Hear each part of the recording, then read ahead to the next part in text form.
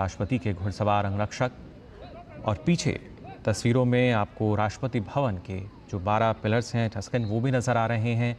साथ ही अगर बात की जाए इस गुंबद की, जो कि अपने आप में वास्तुकार का एक बेहद ही बेहतरीन उदाहरण, और फिलहाल ये कारवां आगे की तरफ धीरे धीरे बढ़ता हुआ।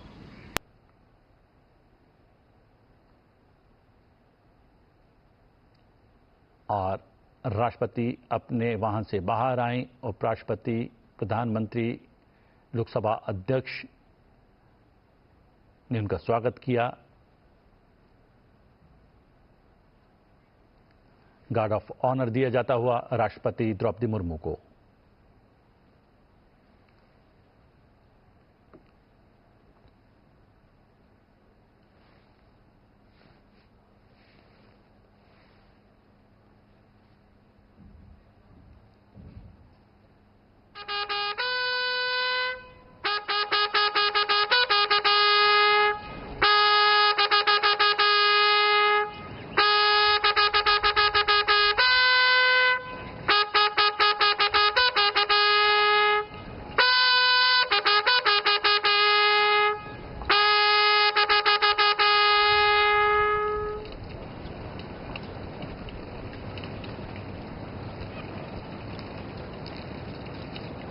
सलामी के पश्चात राष्ट्रपति संसद भवन के भीतर जाती हुई।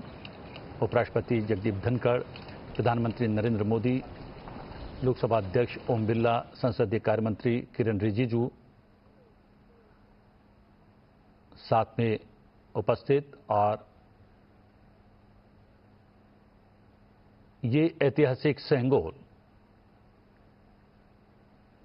जी हां, पारंपरिक राजदंड सेंगोल की अगुवाई में निचले सदन यानी लोकसभा के कक्ष तक जाएंगी राष्ट्रपति द्रौपदी मुर्मू।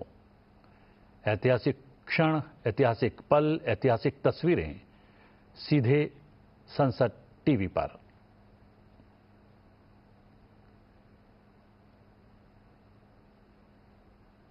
जी हां, पारंपरिक राजदंड सेंगोल की अगुवाई में निचले सदन के कक्ष तक बढ़ती हुई राष्ट्रपति द्रौपदी मुर्मू, साथ में उपराष्ट्रपति जगदीप धनखड़, लोकसभा अध्यक्ष ओम बिरला, प्रधानमंत्री नरेंद्र मोदी, दोनों सदनों के महासचिव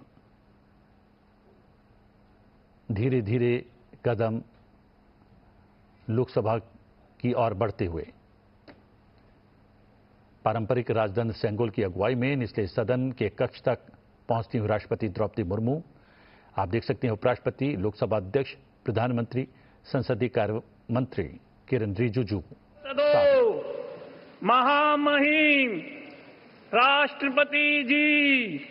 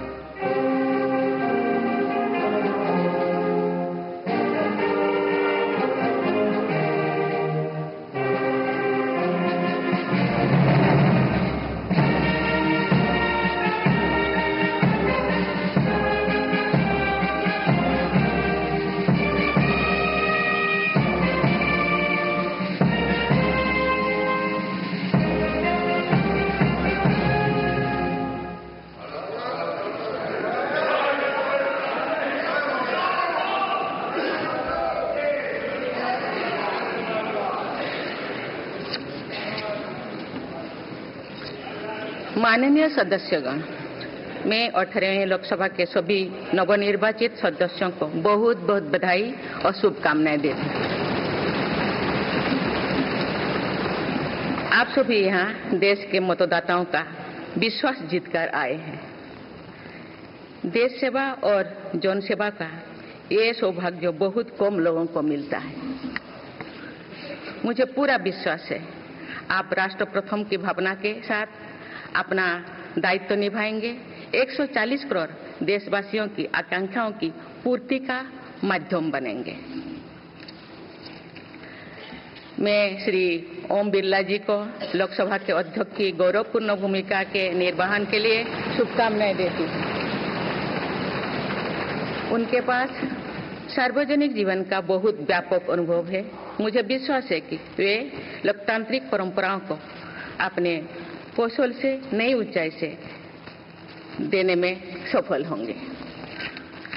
माननीय सदस्यगण, मैं आज कोटि कोटि देशवासियों को की तरफ से भारत के चुनाव आयोग का भी आभार व्यक्त करती हूँ। ये दुनिया का सबसे बड़ा चुनाव था। करीब 64 करोड़ मतदाताओं ने उत्साह और उमंग के साथ अपना कर्तव्य निभाया है। इस बार भी महिलाओं ने बढ़ चढ़कर मतदान में हिस्सा लिया है। इस चुनाव की बहुत सुखद तस्वीर जम्मू कश्मीर में भी सामने आए हैं। कश्मीर घाटी में वोटिंग के अनेक दशकों के रिकॉर्ड टूटे हैं। बीते 4 दशकों में कश्मीर में हमने बंद और हड़ताल के बीच कम मतदान का दौर ही देखा था। भारत के दुश्मन इसको वैश्विक मंचों पर जम्मू कश्मीर की राय के रूप में दुष्प्रचारित करते रहे, लेकिन इस बार कश्मीर घाटी ने देश और दुनिया में ऐसे हार ताकत को करारा जवाब दिया है। पहली बार इस लोकसभा चुनाव में घर पर जाकर भी मतदान कराया गया है। मैं लोकसभा चुनाव से जुड़ी हर कर्मी को सराहना करती हूं और अभिनंदन करती हूं। माननीय सदस्यगण, 2024 के लोकसभा चुनाव की चर्चा आज पूरी दुनिया में हो रही है। दुनिया देख रही है कि भारत के लोगों में लगातार तीसरी बार स्थिर और स्पष्ट बहुमत की सरकार बनाई है।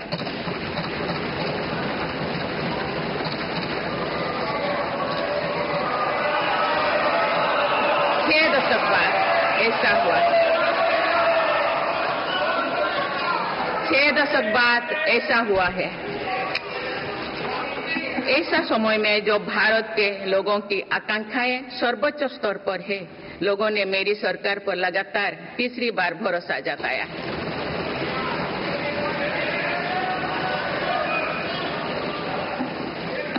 भारत के लोगों को ये पूर्ण विश्वास है कि उनकी आकांक्षाएं सिर्फ मेरी सरकार ही पूरा कर सकती है।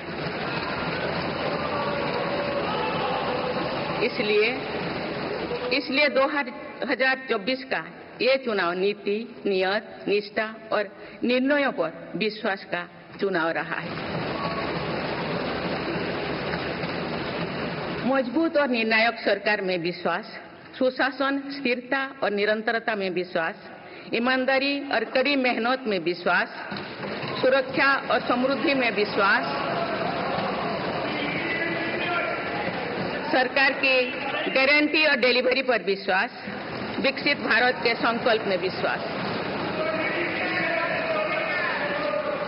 मेरी सरकार ने 10 वर्षों से सेवा और सुशासन का जो मिशन चलाया है, ये उस पर मुहर है। ये जनादेश है कि भारत की विकसित बनाने का काम बिना रुके चलता रहे और भारत अपने लक्ष्यों की प्राप्ति करते रहे। माननीय सदस्यगण, 18वीं लोकसभा कई मायनों में एक ऐतिहासिक लोकसभा है। ये लोकसभा अमृतकाल के शुरुआती वर्षों में गठित हुई है। ये लोकसभा देश के संविधान को अपनाने के 75वें वर्षों की भी साक्षी बनेगी। मुझे विश्वास है कि इस लोकसभा में जन कल्याण के फसलों का नवीन अध्याय लिखा जाएगा। आगामी सत्रों में मेरी सरकार अपने इस कार्यकाल का पहला बजट पेश करने जा रही है। ये बजट सरकार की दूरगामी नीतियों और फ्यूचरिस्टिक विजन का एक प्रभावी दस्तावेज होगा। इस बजट में बड़े आर्थिक और सामाजिक निर्णयों के साथ ही अनेक ऐतिहासिक कदम भी देखने को मिलेंगे। भारत के तेज विकास की जन आकांक्षाओं का पूरा करने के लिए रिफॉर्म्स की गति अब और तेज की जाएगी। मेरी सरकार का मत है कि दुनिया भर में निवेशकों को आकर्षित करने के लिए राज्यों में स्वस्थ स्पर्धा हो। यही कॉम्पिटिटिव कोऑपरेटिव फेडरलिज्म की सच्ची स्पिरिट है। राज्यों के विकास से देश का विकास, इसी भावना के साथ हम आगे बढ़ते रहेंगे। माननीय सदस्यगण, रिफॉर्म, परफॉर्म और ट्रांसफॉर्म के संकल्प ने आज भारत को दुनिया की सबसे तेजी से बढ़ने वाली अर्थव्यवस्था बना दिया। 10 साल में भारत 11वें नंबर की अर्थव्यवस्था से ऊपर उठकर 5वें नंबर पर पहुंचा। साल 2021 से लेकर साल 2024 के बीच भारत में औसतन 8% की रफ्तार से विकास किया है। और ये ग्रोथ सामान्य समय में नहीं हुई है। बीती वर्षों में हमने 100 साल की सबसे बड़ी आपात देखी। वैश्विक महामारी के कालखंड और विश्व के अलग अलग कोने में चल रही संघर्षों के बावजूद भारत ने ये विकास दर हासिल की है। ये बीते 10 साल के रिफॉर्म्स और राष्ट्रहित में के लिए किए गए फैसला के कारण संभव है। आज भारत अकेले ही दुनिया की ग्रोथ में 15% का योगदान दे रही है। अब मेरी सरकार भारत को विश्व की तीसरे नंबर की इकोनॉमी बनाने में जुटी हुई है। इस लक्ष्य की प्राप्ति विकसित भारत की नींव को भी मजबूत करने में काम करेगी। माननीय सदस्यगण, मेरी सरकार अर्थव्यवस्था के तीनों स्तंभों मैन्युफैक्चरिंग, सर्विसेज और एग्रीकल्चर को बराबर महत्व दे रही है। पीएलआई स्कीम्स और ईज ऑफ डूइंग बिजनेस से बड़े पैमाने पर निवेश और रोजगार के अवसर बढ़ रही है। पारंपरिक सेक्टर्स के साथ साथ सनराइज सेक्टर्स को भी मिशन मोड पर बढ़ावा दिया जा रहा है। चाहे सेमीकंडक्टर हो या सोलर हो, चाहे इलेक्ट्रिक व्हीकल हो या इलेक्ट्रॉनिक्स गुड्स हो, चाहे ग्रीन हाइड्रोजन हो या बैटरीज हो, चाहे एयरक्राफ्ट कैरियर्स हो या फाइटर जेट्स हो, भारत इन सब सेक्टर्स में अपना विस्तार कर रहा है। लॉजिस्टिक्स कॉस्ट को कम करने के लिए भी मेरी सरकार लगातार प्रयास कर रही है। सरकार सर्विस सेक्टर को भी मजबूत करने में जुटे हैं। आज आईटी से लेकर टूरिज्म तक, हेल्थ से लेकर वेलनेस तक हर सेक्टर में भारत लीडर बन रहा है और इससे बड़ी संख्या में रोजगार और स्वरोजगार के नए मौके बन रहे हैं। माननीय सदस्यगण, पिछले 10 वर्षों में मेरी सरकार द्वारा ग्रामीण अर्थव्यवस्था के हर पहलू पर बहुत जोर दिया गया है। गांव में कृषि आधारित उद्योगों, डेयरी और फिशरीज आधारित उद्योगों का विस्तार किया जा रहा है। इसमें भी सहकारिता को प्राथमिकता दी गई है। सरकार किसानों उत्पाद संघ, एफपीओ और फैक्स जैसे सरकारी संगठनों का एक बड़ा नेटवर्क बना रही है। छोटे किसानों की बड़ी समस्या भंडारण से जुड़े होती है, इसलिए मेरी सरकार ने सहकारिता क्षेत्र में दुनिया की सबसे बड़ी भंडारण योजना पर काम शुरू कर चुकी है। किसान अपने छोटे खर्चे पूरे करने के लिए इसके लिए पीएम किसान सम्मान निधि के तहत उन्हें 3,20,000 करोड़ रुपये से ज्यादा राशि दे सकते हैं।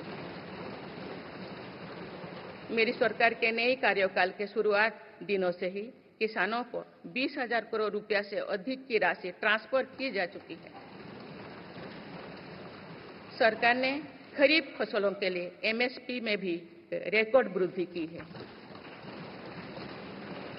माननीय सदस्यगण, आज का भारत अपनी वर्तमान जरूरतों को ध्यान में रखते हुए अपनी कृषि व्यवस्था में बदलाव कर रहा है। हम ज्यादा से ज्यादा आत्मनिर्भर हो और ज्यादा से ज्यादा निर्यात से किसानों की आमदनी बढ़े, इस सोच के साथ नीतियां बनाई गई है, निर्णय लिए गए हैं।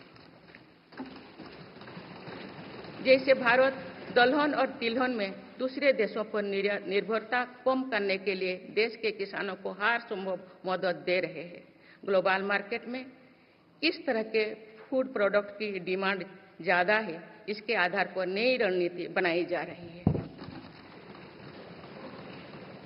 आजकल ऑर्गेनिक उत्पादों को लेकर दुनिया में डिमांड तेजी से बढ़ रही है। भारत के किसानों के पास इस डिमांड को पूरा करने के पूरा भरपूर क्षमता है। इसलिए सरकार प्राकृतिक खेती और इससे जुड़ी उत्पादों की सप्लाई चेन को सशक्त कर रही है। ऐसे प्रयासों से किसानों का खेती पर होने वाला खर्च भी कम होगा और उनकी आय भी और बढ़ेगी। माननीय सदस्यगण, आज का भारत दुनिया की चुनौतियां बढ़ाने के लिए नहीं बल्कि दुनिया को समाधान देने के लिए माना जाता है। विश्व बंधु के तौर पर भारत ने अनेक वैश्विक समस्याओं के समाधान को लेकर पहल की है। जलवायु परिवर्तन से लेकर खाद्य सुरक्षा तक, पोषण से लेकर सस्टेनेबल एग्रीकल्चर तक हम अनेक समाधान दे रहे हैं। हमारे मोटे अनाज श्री अन्न की पहुंच सुपर फूड के तौर पर दुनिया के कोने कोने में हो, इसके लिए भी अभियान चल रहा है। भारत की पहल पर पूरी दुनिया ने वर्ष 2023 में इंटरनेशनल मिलेट्स ईयर मनाया है। आपने देखा है, हाल ही में पूरी दुनिया ने अंतर्राष्ट्रीय योग दिवस भी मनाया है। भारत की इस महान परंपरा की प्रतिष्ठा विश्व में लगातार बढ़ रही है। योग और आयुष को बढ़ावा देकर भारत एक स्वस्थ विश्व के निर्माण में मदद कर रही है।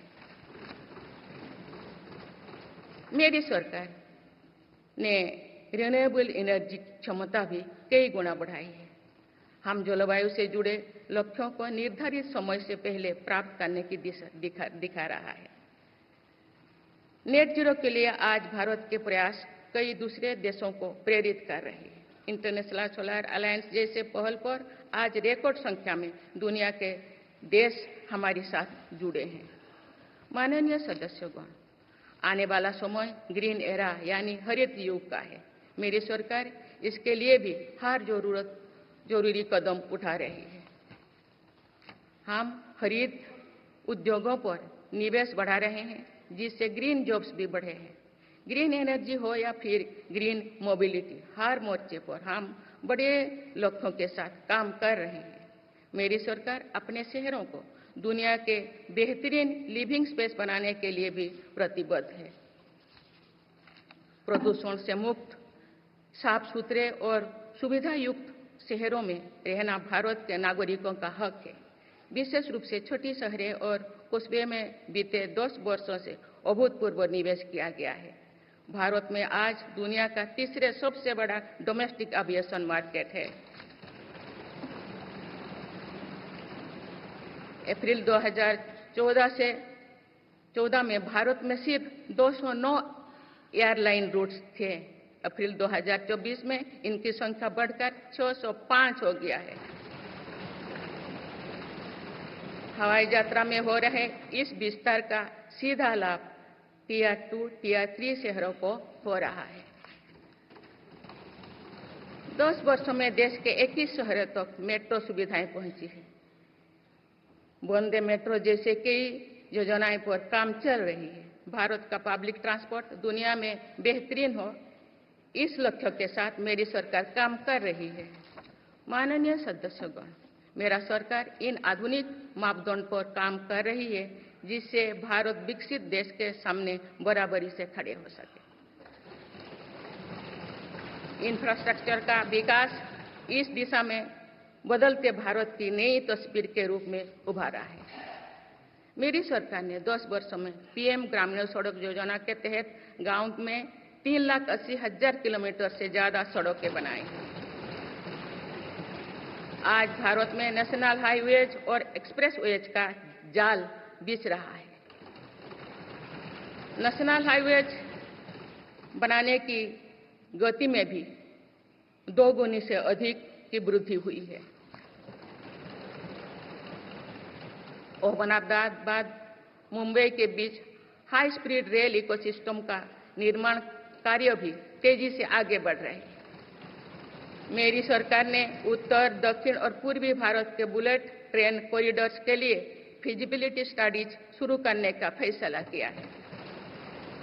पहली बार देश में अंतर्देशीय जल मार्गों के विकास पर इतने व्यापक रूप से काम शुरू हुआ है। इसका बड़ा लाभ नॉर्थ ईस्ट को होगा।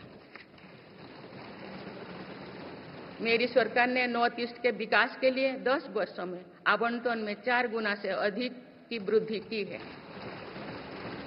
सरकार इस क्षेत्र को एक्ट ईस्ट पॉलिसी के तहत स्ट्रेटेजिक गेटवेज बनाने के लिए काम कर रही है। नॉर्थ ईस्ट में हर तरह की कनेक्टिविटी का बढ़ाया जा रहा है। शिक्षा, स्वास्थ्य, पर्यटन, रोजगार, हर क्षेत्र में विकास कार्यों को आगे बढ़ाया जा रहा है। असम में 27,000 करोड़ रुपए की लागत से सेमीकंडक्टर प्लांट बनाया जा रहा है। यानी north east made in India chips को भी सेंटर होने वाला है। मेरी सरकार नॉर्थ ईस्ट में स्थायी शांति के लिए निरंतर काम कर रही है। पिछले इस 10 वर्षों में अनेक पुराने विवादों को हल किया गया, अनेक अहम समझौते हुई है। नॉर्थ ईस्ट में अशांत क्षेत्रों में तेज विकास करके चरणबद्ध तरीके से अवसर हटाने का काम भी जारी है। देश के हर क्षेत्र में विकास के ये नए आयाम भारत के भविष्य का उद्घोष कर रहे हैं। माननीय सदस्य, वुमेन लेड डेवलपमेंट के लिए समर्पित मेरी सरकार ने महिला सशक्तिकरण के एक नई युग की शुरुआत की है। देश की नारी शक्ति लंबे समय तक लोकसभा और विधानसभा में अधिक भागीदारी की मांग कर रही थी। आप उनके पास नारी शक्ति बंधन अधिनियम की ताकत है। सरकार की योजनाओं की वजह से पिछले 1 दशक में महिलाओं का आर्थिक सामर्थ्य बढ़ा है। आप जानते हैं कि बीते 10 वर्षों में बने 4 करोड़ पीएम आवास में से ज्यादातर महिलाओं के नाम ही आवंटित हुई है। आप तीसरी कार्यकाल के शुरुआत में ही सरकार ने 3 करोड़ नए घर बनाने की स्वीकृति दे दी है। इनमें से भी अधिकतर घर महिलाओं के नाम पर ही आवंटित होंगे। बीते 10 वर्षों में 10 करोड़ महिलाएं सेल्फ हेल्प ग्रुप से जुड़े हैं। मेरी सरकार ने 3 करोड़ महिलाओं को लखपति दीदी बनाने के लिए व्यापक अभियान चलाए हैं। इसके लिए सेल्फ हेल्प ग्रुप्स को आर्थिक मदद भी बढ़ाई जा रही है। सरकार का प्रयास है कि महिलाओं का कौशल बढ़े, कमाई के साधन बढ़े और उनका सम्मान भी बढ़े। नमो ड्रोन दीदी योजना इस लक्ष्य की पूर्ति में सहायक बन रही है। इस योजना के तहत हजारों सेल्फ हेल्प ग्रुप्स की महिलाओं को ड्रोन दिए जा रहे हैं। ड्रोन पायलट बनने की ट्रेनिंग भी दी जा रही है। मेरी सरकार ने हाल ही में कृषि खेती सखी कार्यक्रम भी शुरू किया है। इसके तहत अभी तक सेल्फ हेल्प ग्रुप्स की 30,000 महिलाओं को कृषि सखी के रूप में प्रमाण पत्र दिए गए हैं। कृषि सखियों को आधुनिक खेती की टेक्निक में प्रशिक्षण किया जा रहा है ताकि वे कृषि को और आधुनिक बनाने में किसानों की मदद कर सकें।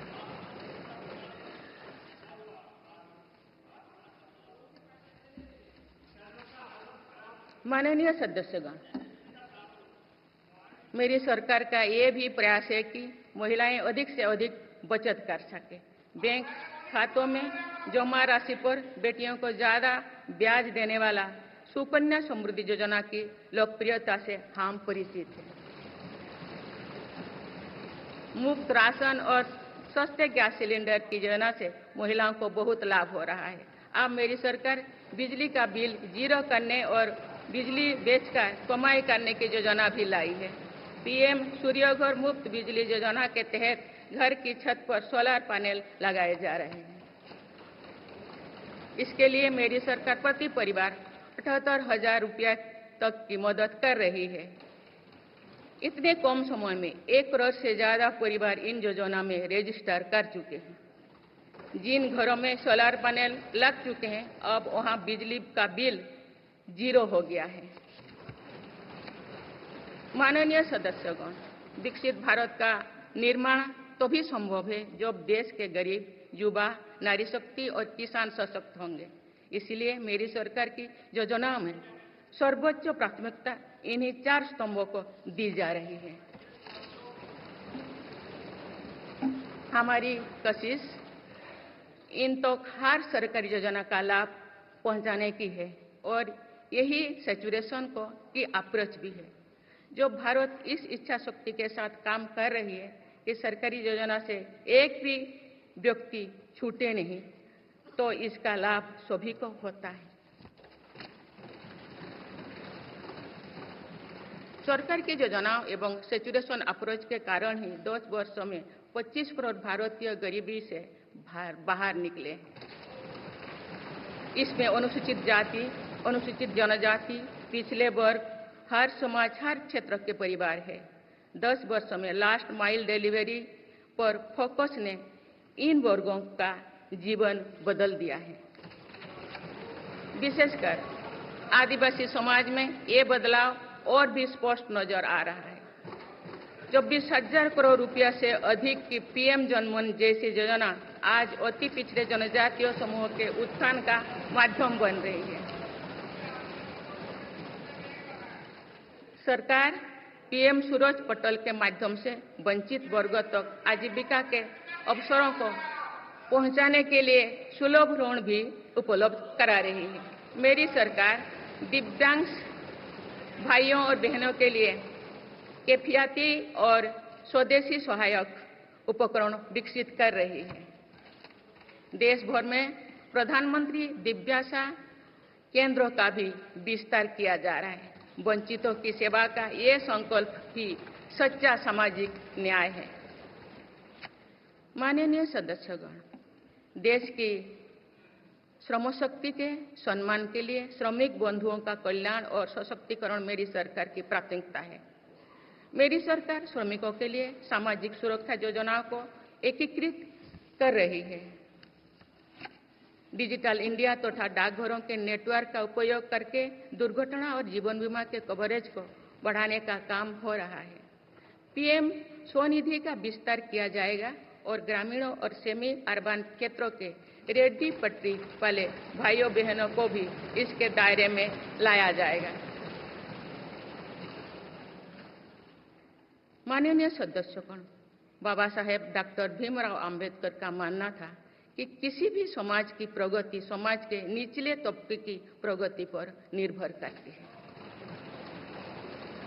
पिछले 10 वर्षों में राष्ट्र की उपलब्धियों और विकास का आधार गरीब का सशक्तिकरण रहा है। मेरी सरकार ने पहली बार गरीब को ये एहसास करवाया कि सरकार उनकी सेवा में है। कोरोना के कठिन समय में सरकार ने 80 करोड़ लोगों को मुफ्त राशन देने के लिए पीएम गरीब कल्याण अन्न योजना शुरू की। इस योजना का लाभ उन परिवारों को भी मिल रहा है जो गरीबी से बाहर निकले हैं, ताकि उनके कदम वापस पीछे ना जाए। स्वच्छ भारत अभियान में भी गरीब के जीवन की गरिमा से लेकर उसके स्वास्थ्य तक का राष्ट्रीय महत्व का विषय बनाया है। पहली बार देश में करोड़ों गरीबों के लिए शौचालय बनाया गया है। ये प्रयास हमें आश्वस्त करते हैं कि देश आज महात्मा गांधी के आदर्शों का सच्चे अर्थों में अनुसरण कर रहा है। मेरी सरकार 55 करोड़ लाभार्थियों को आयुष्मान भारत योजना के तहत मुफ्त स्वास्थ्य सेवाएं भी उपलब्ध करवाए हैं।